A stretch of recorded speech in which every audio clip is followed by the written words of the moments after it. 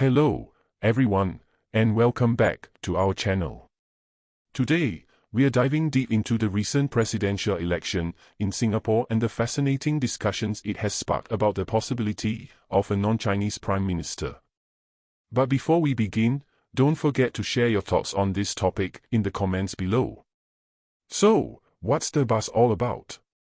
Well, Singaporeans recently went to the polls, and ex-Senior Minister Tharman Shanmugaratnam emerged victorious with a resounding 70.4% of the vote.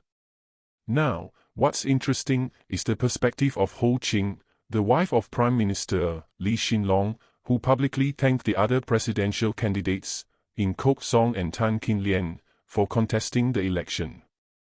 Why is this significant?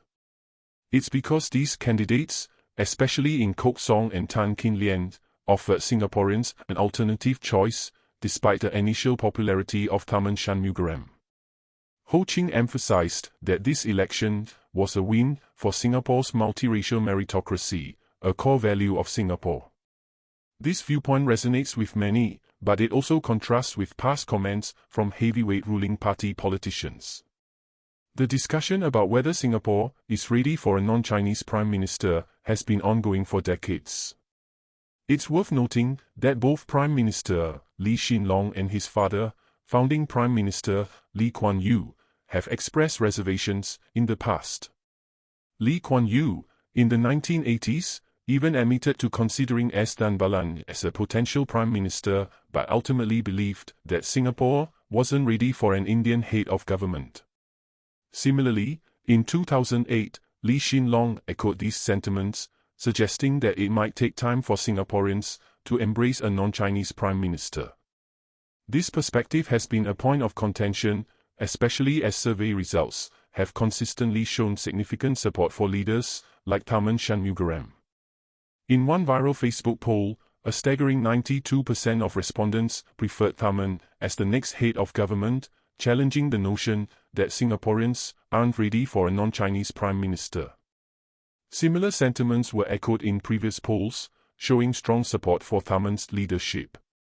Moreover, survey data has consistently indicated growing openness among Singaporeans to the idea of a non-Chinese Prime Minister.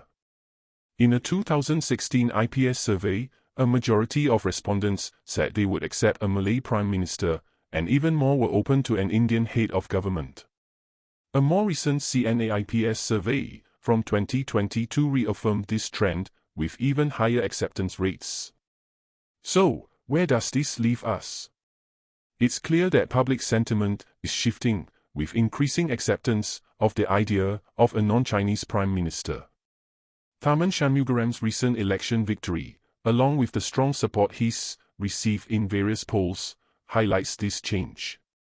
But the question remains, how will this impact future elections and the political landscape in Singapore?